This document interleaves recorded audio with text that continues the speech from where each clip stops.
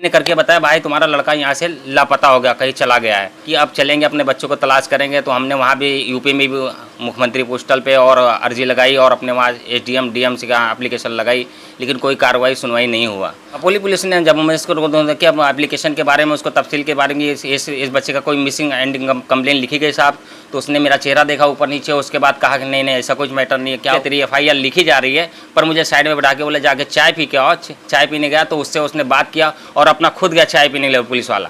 मैं वारिफ अजीज, आप लोग देख रहे हैं मुंबई ब्रेकिंग न्यूज़। आज मेरे साथ एक ऐसे बाप है जो कि अपने बच्चे को पिछले 6 सालों से लगातार ढूंढ रहे हैं, जो कि इनका बच्चा गांव से मुंबई आया था किसी के साथ और अचानक से वो गायब हो गया, जिसके बाद ये बाप लगातार अपने बच्चे को 6 सालों से ढूंढ रहे हैं, लेकिन ना उनको इनका बच्चा मिला ना उनके बच्चे की कोई खबर। यहाँ तक कि इनका ये आरोप है कि कानून ने भी इनकी 6 सालों में कोई मदद नहीं की, ना ही उसकी मिसिंग रिपोर्ट दर्ज कराई गई, ना ही बच्चों को ढूंढा गया। लेकिन इस बाप की जो दिल है वो लगातार 6 सालों से हर जगह ढूंढ रहा है और एक ही शहर नहीं, यूपी से मुंबई, मुंबई से ना जाने इनको जहाँ जहाँ भेजा गया है ये बाप वहाँ गया है, लेकिन इनके बच्चे की कोई खबर कोई पता नहीं मिला। आइए क्या पूरा मामला है वही बाप से जानते हैं कि क्या हुआ था। सबसे पहले बताइए, आपका नाम बताइए। मेरा नाम नसीब अली सनाब चांदली है, मैं यूपी का रहने वाला गोंडा का।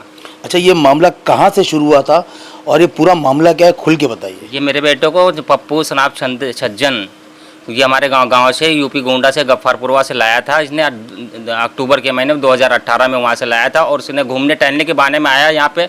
उसके बाद आने के बाद में बॉम्बे में मुन्ना सेठ भंगार वाले पास काम जाके लगा दिया। मुझे फ़ोन करके बताया भाई तुम्हारा लड़का मैं काम लगा दिया, शेप में है, काम कर रहा है। 2-4 महीना मेरे कॉन्टैक्ट में भी था और बातचीत भी लड़का कर रहा था, पैसे पानी भी दिया।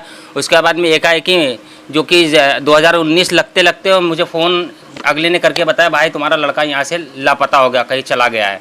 हमने फ़ोन करके कंफर्म किया कि कहाँ है, क्या हुआ, कुछ ऐसा गलत हरकत के। बोले नहीं नहीं ऐसा कोई मैटर नहीं है। वो सुबह में उठा और उसके बाद में बाहर निकल गया, कुछ पता ही नहीं चला कहाँ गया। आपको फ़ोन किसने किया था कि ये आपका बच्चा लापता हो गया? ये पप्पू का लड़का ने मुझे फ़ोन करके, जिसके बाद काम कर रहा था वो भी ने मुझे मैसेज नहीं दिया, कुछ खबर नहीं दिया। ये दूसरे ने मुझे खबर करके बताया मामू तुम्हारा लड़का यहाँ से निकल चुका है।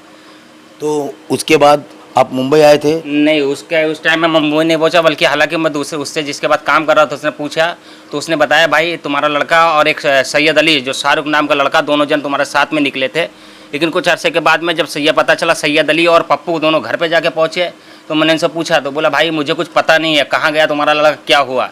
तो मुझे थोड़ा दिल में एहसास होने लगा और मलाल पैदा हुआ कि लगता कुछ हेरा फेरी का इनका मामला है, जो कि ये लोग पहुँच गए पर वो नहीं पहुँचा। लेकिन जब आपका बेटा घूम गया तो इसकी रिपोर्ट आपने पुलिस में दर्ज कराई थी? जी हाँ, मैंने एप्लीकेशन डाली और उसके बाद में एप्लीकेशन के तहत तो जो पप्पू लाया था, पप्पू सनाब छज्जन का लड़का जो लाया था हमारे लड़के को, उसको तलब किए। लेकिन पद प्रधान ने जो गांव के थे उन्होंने रफा दफा करा दिया, बोले यहाँ का मैटर आप बॉम्बे जाओ। बॉम्बे के लिए मैं जाने के लिए बहुत मजबूर था, जो कि हम कुछ हड्डियों से परेशान, हमारी हड्डी टूटी हुई थी, नहीं उठ बैठ पा रहे थे, इसलिए बहुत हालत हमारी बहुत ख़राब चल रही थी, इसलिए मैं बॉम्बे नहीं पहुँच पाया। लेकिन कुछ अर्सा के बाद में जो हमने उम्मीद जताई कि अब चलेंगे अपने बच्चों को तलाश करेंगे, तो हमने वहाँ भी यूपी में भी मुख्यमंत्री पोस्टल पे और अर्जी लगाई और अपने वहाँ एसडीएम डीएम से का एप्लीकेशन लगाई, लेकिन कोई कार्रवाई सुनवाई नहीं हुआ। तो हमने उम्मीद यही तरह से छोड़ दिया कि जब हमारी यूपी में हमारी भाषा को नहीं सुनी जा रही तो अन्य देशों में हमारी भाषा को कैसे कोई समझेगा, सुनेगा। ये पूरा मामला कहाँ का है? ये हमारे वहाँ गोंडा उत्तर प्रदेश का। आपका बेटा कहाँ आया था? उस समय उसको लाके खपोली पहलगाँव रिलायंस पेट्रोल पंप के साथ मुन्ना सेठ भंगार वाले पास छोड़ा गया था। उसके बाद बराबर 2-2.5-3 महीना काम किया, बराबर हमारे से बातचीत होती रही, पैसे पानी भी दिया। उसके मुन्ना सेठ पूछने बावजूद भी उसने कहा मैं नहीं जानता, मेरी जवाबदारी नहीं है। लेकिन जब आपका बेटा मिसिंग हो गया तो खपोली पुलिस ने क्या कहा इसके बाद? खपोली पुलिस ने जब मैं इसको कि अब एप्लीकेशन के बारे में उसको तफसील के बारे में इस बच्चे का कोई मिसिंग एंडिंग कंप्लेन लिखी गई साहब, तो उसने मेरा चेहरा देखा ऊपर नीचे, उसके बाद कहा कि नहीं नहीं ऐसा कुछ मैटर नहीं है, क्या हुआ। उन्होंने कहा साहब ऐसा मैटर हुआ, हमारे पास हमारा बेटा मुन्ना सेठ भंगार के वाले बात काम कर रहा था। तो उसने अनजाने में कहा मैं नहीं जानता कौन है, लेकिन बस जब मैं उसको प्रूफ पहचान बताना चाहा कि मुन्ना सेठ हमारे पास नंबर, उससे हमारी बातचीत हो रही है, तो लगा ठीक है उससे हमारी बात कराई है। फिर हमको वो दिलासा देके बोली ठीक है तेरी एफआईआर लिखी जा रही है। पर मुझे साइड में बैठा के बोले जाके चाय पी के आओ। चाय पीने गया तो उससे उसने बात किया और अपना खुद गया चाय पीने के लिए पुलिस वाला। फिर दोनों साथ में आए तो मुझे कंप्रोमाइज़ करने को कहा कि दोनों जन सेटलमेंट कर लो और तलाशने का काम दोनों जन खुद अपना करो। ऐसा पुलिस ने दिलासा देकर मुझे वहाँ से भेज दिया। तो मतलब पुलिस ने ये कहा कि आप खुद ढूंढ लो, हाँ। हम नहीं ढूंढेंगे। हम नहीं कर तो पाएंगे पुलिस की काम। तरफ से आपको कोई भी मतलब कोई मदद नहीं मिली। जी तो नहीं, उसके हमको बाद आपने वो नहीं। जो मुन्ना सेठ को नहीं है, मुन्ना सेठ है जो भंगार वाला है, जो यूपी का रहने वाला है, ये अपना भोका पस्ता बादलपुरवा का रहने वाला है। जिसके पास आपका बेटा जी हाँ, काम जी करता है, हाँ। उसने क्या बोला इस मामले में? उसने बोला मैं कुछ नहीं जानता हूँ। उससे मेरी बात भी हुई, भाई अगर तू नहीं बताएगा या नहीं कहा, अगर कुछ ऐसा हुआ तो मैं पुलिस कंप्लेन FIR करूँगा। तो उसने कहा जब तू करेगा तो मैं भी करूँगा। और लास्ट मोमेंट जब पुलिस वाले ने दोबारा हम लोग उसके ऊपर फाइट किए और एक वकील हमारे साथ में गया, तो उसने कहा, जब उसने बयान के मुताबिक पुलिस से बयान किया, वो उस लड़का उसका नहीं हो, बल्कि वो पागल था और वो बकता था।